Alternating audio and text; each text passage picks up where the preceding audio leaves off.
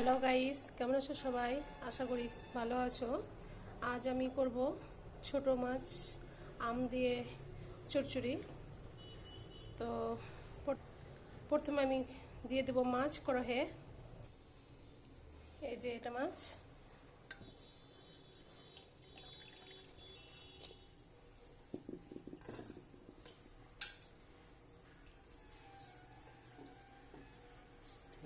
তো আমাদের এখানে এই মাছটাকে কর্তি মাছ বলে। তোমরা এই মাছটাকে কোন মাছ বলো কমেন্ট করে বলো। তো এখানে আমি মাছ দিয়েছি। এবার আমি পেঁয়াজ দিয়ে দেবো। পেঁয়াজটা একটু বেশি করেই দিতে হবে। এখানে আমি 4টা বড় সাইজের পেঁয়াজ দিয়েছি।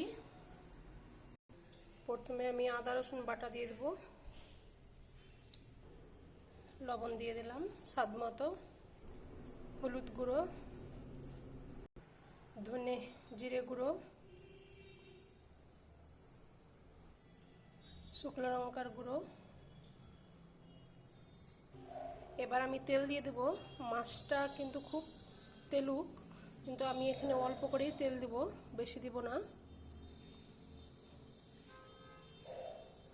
এবার আমি ভালোভাবে নেড়ে নেব মাছটা।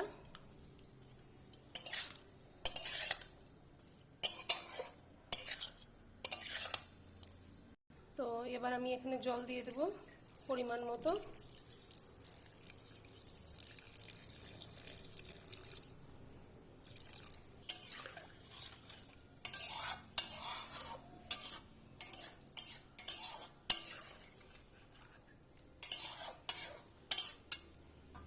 মাছ এবার ঢাকা দিয়ে দেবো।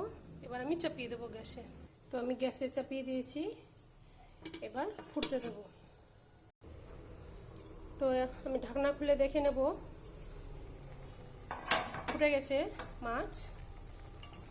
এবার একটু হালকা করে নেড়ে দেব।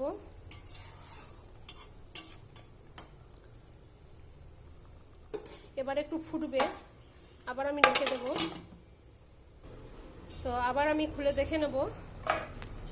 দেখো বন্ধুরা, কি সুন্দর হয়েছে। এবার আমি দেখব পেঁয়াজটা সিদ্ধ হয়েছে কিনা। সিদ্ধ হয়ে গেছে। এখানে এবার আমি আম দিয়ে দেব। তো আমি এখানে আম দিয়ে দিচ্ছি। এই গরমের দিনে আম দিয়ে মাছের তরকারি খুবই ভালো লাগবে।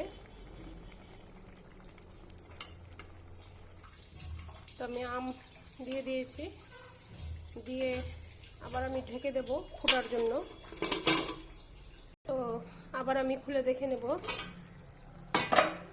এখানে আমি কয়েকটা কাঁচা লঙ্কা দিয়ে দেব।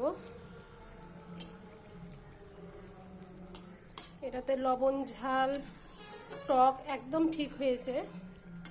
এবার একটু আমি গ্যাস কমিয়ে রাখবো, কমিয়ে ঢেকে রাখবো।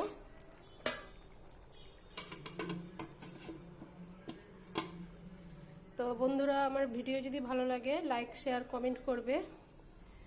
নতুন নতুন ভিডিও পেতে ফলো অ্যান্ড সাবস্ক্রাইবার করবে।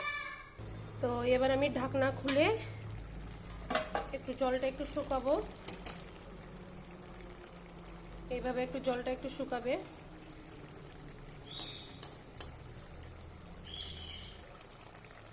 দেখতেই পাচ্ছ বন্ধুরা, কি সুন্দর হয়েছে, কি সুন্দর গন্ধ হয়েছে।